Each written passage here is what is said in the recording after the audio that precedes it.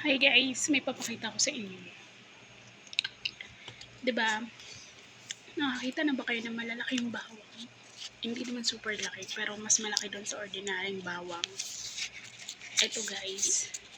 Ito yung ordinaryong bawang nakikita ko sa Pilipinas, 'di ba? Ayan siya, tapos yung butil niya ganito lang kalalaki. Ayan, ganyan lang. Pero meron dito. Ito.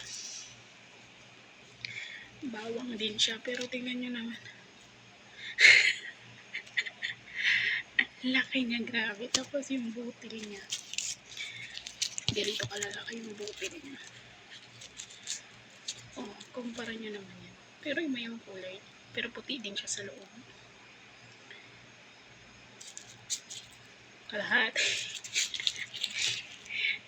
Grabe. Kung mahal to sa Pilipinas, paano pa kaya pag ganito na kalalaki? Diba? Gara. Iba yung tawag nila dito. Ito kasi tong. Pero may tawag silang iba dito. Which is bawang din naman siya. Pero iba yung tawag nila. Pero mas matapang yung amoy nito. Para dito. Yan lang, na-share ko lang. Thank you for watching. Bye. It's me, Jelina, your Shakalang Alipina Salpi, dito sa Saudi Arabia.